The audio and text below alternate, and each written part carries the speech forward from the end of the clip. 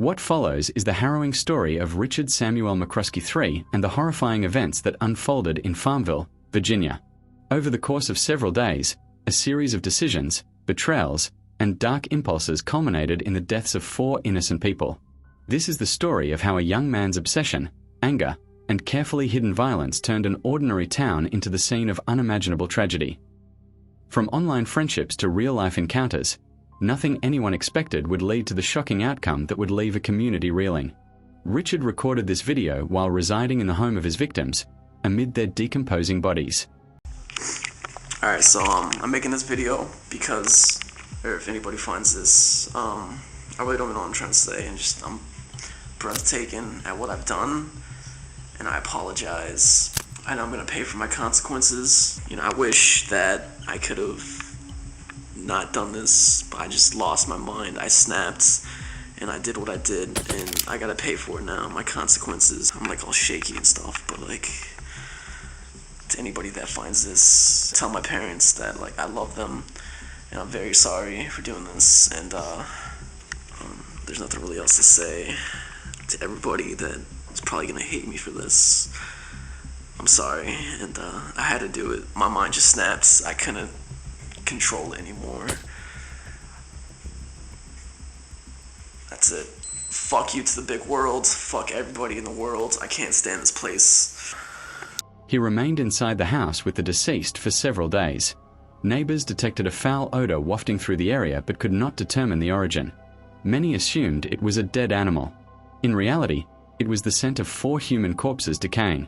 When Richard finally left, the scene he left behind was so gruesome that police could not fully describe it, beyond confirming the victims died from blunt force injuries. What he did inside the home during those days is still unknown. One thing is clear: when he initially went to meet his online friend, no one anticipated such a shocking series of events. At 20 years old, Richard Samuel McCruskey III aspired to be a horrorcore rapper. He lived with his father and sister in Castro Valley, California. In school, he faced relentless bullying due to his red hair and body size, but he avoided confrontation. He dropped out of 2 schools without graduating. He briefly worked in graphic design and was skilled at building websites. Many describe him as quiet and withdrawn, yet his MySpace page revealed a contrasting online persona. Using the names Lil Demon Dog and Psycho Sam, he posted content steeped in the horrorcore scene, featuring violent lyrics and murder imagery. His bedroom displayed horrorcore artwork. Observers believe his stage identity reflected an obsession with David Berkowitz, the son of Sam serial killer. Photos showed him posing in cemeteries or with weapons like an axe. In one video, he rapped outside a Gothic church during a storm, referencing evil voices pushing him to commit murder. His reference to voices was not literal schizophrenia, but a reflection of his violent impulses. Individuals with antisocial personality disorder often exhibit multiple personas, adapting their behavior to manipulate or control situations. In Richard's case, his voices represented his dark side and latent aggression. As his reputation in the horrorcore community grew, he connected online with other fans, including 16-year-old Emma Kelly Niederbrock, who used the handle Ragdoll. Alright, so you wanted a video, and you made me videos, so, and he said please, so I'll make you this video, even though I'm not gonna like do anything, because my room's kind of dirty, and yeah, I don't want to show you my dirty room, but this video is for Emma, because you just told me to say your name, so, I don't know. I'll make you another video once clean, I promise. Unless you just want to like see my wall, because that's not dirty, but behind me is dirty, so that's not good. Alright, this video is for you, Emma. The ragdoll, amazing ragdoll, and I really don't know what to do for you on video. So I guess I'll like show you my room a little bit, if that's what you want to see. First off, we got my door. And then we got my addiction for energy drinks. And then we got my small underground CD collection going on right here. And then we got my wall of awesomeness that I call it. lots of posters and flyers and a Hatchet Man showing them and random stuff. A hatchet. Oh no, the battery's dying. Emma resided in Farmville, Virginia, with her mother, Dr. Deborah Sue Kelly, and father, Reverend Mark Allen Niederbrock. Homeschooled and described as kind, she later developed an interest in horrorcore music, dyed her hair pink, and wore heavy black makeup. Her parents initially thought this interest was temporary. Mark, a Presbyterian minister, and Deborah, a criminology professor, separated amicably, leaving Emma in her mother's care. They pursued counseling due to concern over her music preferences. Emma met online friend Melanie Wells, 18, through horrorcore musician Razical. Razical connected the girls because of shared interests, and they quickly became close. Emma, Melanie, and Richard became linked through this online subculture, setting the stage for future tragedy.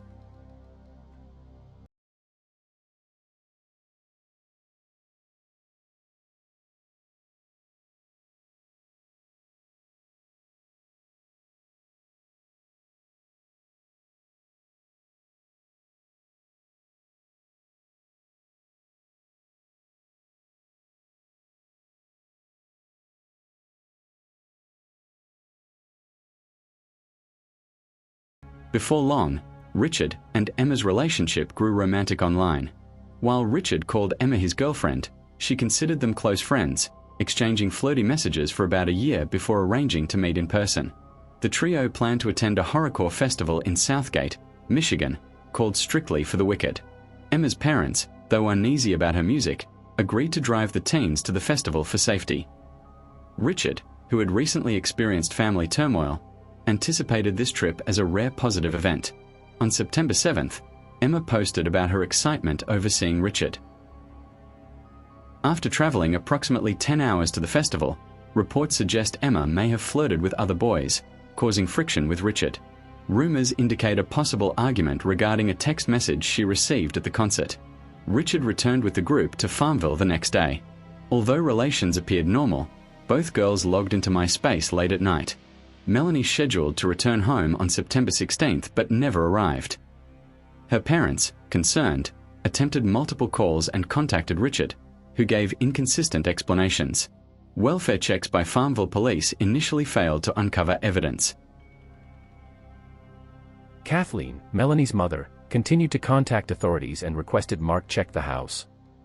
Officers were misled by Richard, who claimed the girls were out, and left without further inspection. Neighbors noted a foul odor, attributed to an animal, yet police did not pursue further investigation.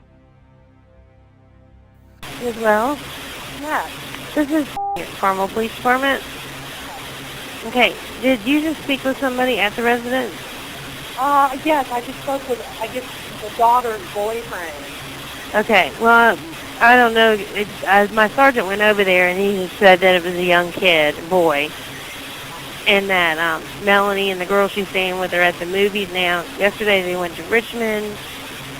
Vehicle had broken down and the cell phone's dead and that kind of thing. So is that what he talked to you about? That's what he told me, yeah. And like I said, I don't know where the mother is. I don't know where. I mean, she's usually the one that, I guess, drives them around, and she's just disappeared.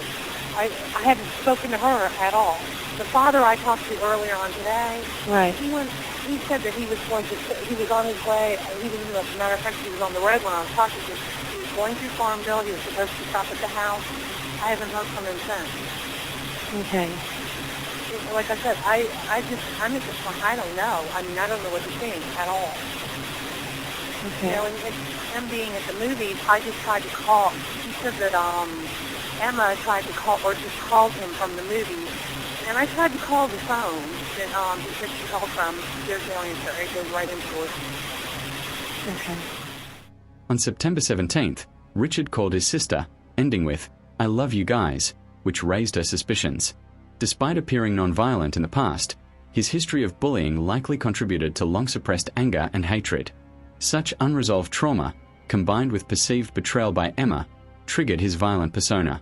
Kathleen continued pressing authorities to investigate. This is what doesn't make sense. I mean, my daughter was called. Right. So I just don't know what to think. scared me earlier. She was saying, oh, there was noises in the basement coming from, in the house. And, I don't know. All right, if you don't hear anything from her, then just call us back and I'll send an officer back over there. Okay. Yeah, it just, like I said, none of this makes any sense at all. I've heard that, they were supposed to be home by 9 this evening and then 10 and then, so I don't know. All right, well, just try to, wait and see if Melanie calls you in the next hour, and if not, call us back. Yeah, I will. Thank you so much for your help. Okay, you're welcome as well. All right, bye-bye. Richard eventually called 911, claiming odd noises in the basement. Phone 911. Hey, can I have a police unit come by my house? Because I keep hearing sounds in the basement, and I'm scared to go down there and check what it is. Okay, what kind of sounds do you hear? Just noises, like something moving around down there. I think it's the dogs, but I'm not sure. Mm-hmm. Okay. We have 2 dogs, but one of them is upstairs. I just put him up there, and the other one might be down there, but I'm not sure if it's the dog or not. Okay, and it's in the basement. What's your name? Sam. Sam? But this isn't my house. I'm staying at my girlfriend's house. Okay. All right, we'll get somebody to come up there, okay? Thank you very much. Mm-hmm. Bye. Officers inspected but found nothing and left, missing the evidence inside the home. Police returned, following a strong stench. They discovered a horrific scene, describing it as a slaughterhouse. 3 bodies were in a downstairs bedroom. A 4th was upstairs. The victims were Mark Niederbrock, Deborah Kelly, Emma Niederbrock, and Melanie Wells. Melanie, Emma, and Deborah were bludgeoned in their beds. The weapons used included a wooden splitting maul from the backyard. Mark was ambushed and similarly killed. There were no defensive wounds. All died from blunt force trauma. Bodies were moved in a twisted effort to consolidate evidence. Police were shocked at the brutality and realized prior visits missed the crime. Richard was absent, having stolen and crashed Mark's car earlier. Despite near encounters with police during his escape, including being pulled over and assisted by officers unaware of his crimes, Richard traveled toward the airport, preparing to flee. Reports from acquaintances revealed disturbing comments he made about killing, confirming him as the perpetrator. Police located him at the airport on September 19th before he could... We advised you of your Miranda rights. You said you understood your rights and you signed the form saying you were willing to talk to us and you still willing to talk to us? Yes, but I would like to have somebody here too, like a lawyer. Okay, that is your option. So are you invoking your right to remain silent? Yes. Upon arrest, his clothing was saturated in blood. His song titled "I Kill People for Real" ironically mirrored his actions. Substance use prior to the murders, including alcohol and marijuana, may have contributed to his behavior, though underlying rage and perceived betrayal appear central. Richard accepted a plea deal, pleading guilty to 2 counts of capital murder and 2 counts of first-degree murder, receiving 4 life sentences without the possibility of appeal. Motive remains partially unclear, though jealousy, perceived rejection, and psychopathic traits are likely contributors. How did you do it? Jesus told me to do it. Richard's sister emphasized that his statements, including claiming divine instruction, were sarcastic rather than a sign of psychosis. His antisocial personality disorder manifested in manipulation, charisma, and possessiveness, reflected in his interactions with victims and the cab driver. The days Richard spent alone in the home with the corpses are largely unknown. Self-recorded videos show him contemplating his actions and documenting his mindset before taking his own life. Alright, I'm making this video because it's in my final minutes of being alive, and to anybody that finds this, I want you to tell my parents I love them deeply, and I'm very sorry for doing this. To my brother, Sinister, aka Eric, and Emily, I love you guys deeply, and I'm sorry for going this route. I know I said I'd turn myself in, but I'm not gonna do that. I can't do that. I can't pay those consequences, so I gotta do what I gotta do, which is gonna be over there, if you can see that. I'm not gonna tell you what I'm gonna do, because I'm sure you guys know what I'm gonna do. I'm really sorry, but it came to this. But I'm gonna get going and do what I gotta do. I'm gonna pay my consequences. So my last words before I go: fuck you to the world. Fuck everybody in it. I can't stand this place. Fuck your God. And no, I'm not a nut rider. But fuck your God. SKR. Wicked Intent. For life. Peace.